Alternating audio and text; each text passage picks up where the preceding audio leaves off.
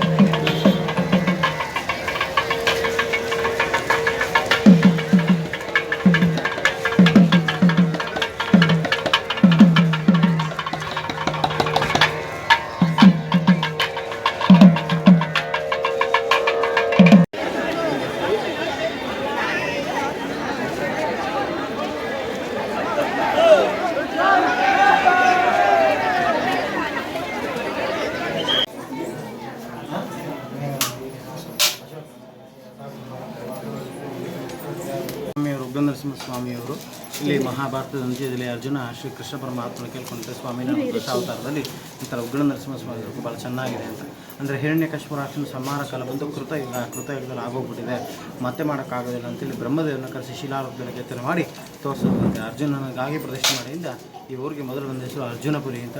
ಅದಾದ ನಂತರ ಇಲ್ಲಿ ಕದಂಬರ್ಷಗಳನ್ನು ಹತ್ತಿರದಲ್ಲಿ ಶಿಂಷ ಅಂತೇಳಿ ಒಂದು ನದಿ ಇರುತ್ತೆ, ಅಲ್ಲಿಗೆ ಹೋಗಿ ಮಡಿಯೋಕೆ ಬಂದು ಸ್ವಾಮಿ ಸೇವೆಯನ್ನು ಮಾಡ್ತಾ ಇದ್ದೇವೆ ಹೆಸರಾಗಿ ಹೋಗಿ ಕದಂಬರ ಕ್ಷೇತ್ರ ಅನ್ನೋದು ಹೆಸರಾಯಿತು. ಆನಂತರ ಪಾಳೆಗಾರ ಕಾಲದಲ್ಲಿ ಊರಿನಲ್ಲಿ ಮದ್ದು ಮತ್ತು ಗುಂಡುಗಳನ್ನು ತಯಾರು ಮಾಡ್ತಾ ಇದ್ದಾರೆ. ಅದರಿಂದ ಇಲ್ಲಿ ಮದ್ದಿನ ಊರು ಮದ್ದೂರು ಅಂತ ಹೇಳಿ ಸ್ವಾಮಿಯವರಿಗೆ ವಿಶೇಷವಾದಂಥ ಹೆಸರು. ಮತ್ತು ಇಲ್ಲಿ ಶನಿವಾರ, ಭಾನುವಾರ, ಮಂಗಳವಾರ, ಅಮಾವಾಸ್ಯೆ, ಪೌರ್ಣಮಿ, ಸ್ವಾತಿ ನಕ್ಷತ್ರದ ಸ್ವಾಮಿಯವರಿಗೆ ದೇವರಿಗೆ ಪಂಚಾಮೃತ ಅಭಿಷೇಕ ಇರುತ್ತೆ. ಪ್ರತಿ ವರ್ಷ ಚೈತ್ರ ಬೌಳ ಷಷ್ಠಿ ಇಲ್ಲಾಂದರೆ ಅಧಿಕ ಮಾಸ ಬಂದಾಗ ವೈಶಾಖ ಬೌಳ ಷಷ್ಠಿನಲ್ಲಿ ಸ್ವಾಮಿಯವರ ಬ್ರಹ್ಮರಥೋತ್ಸವ ನಡೆಯುತ್ತೆ. ಮತ್ತು ಸ್ವಾಮಿಯವರ ಕೊನೆಯ ಶ್ರಾವಣ ಶನಿವಾರದಲ್ಲಿ ಬೆಣ್ಣೆ ಅಲಂಕಾರ ಇರುತ್ತೆ. ಜನವರಿ 1ನೇ ತಾರೀಕು ಮುತ್ತಿನಲ್ಲಿ ಅಲಂಕಾರ ಇರುತ್ತೆ. ವೈಕುಂಠ ಏಕಾದಶಿ ದಿವಸ ಸ್ವಾಮಿಯವರಿಗೆ ವಜ್ರಾಂಗಿ ಅಲಂಕಾರ ಇರುತ್ತೆ. ಇದು ಇಲ್ಲಿ ವಿಶೇಷ.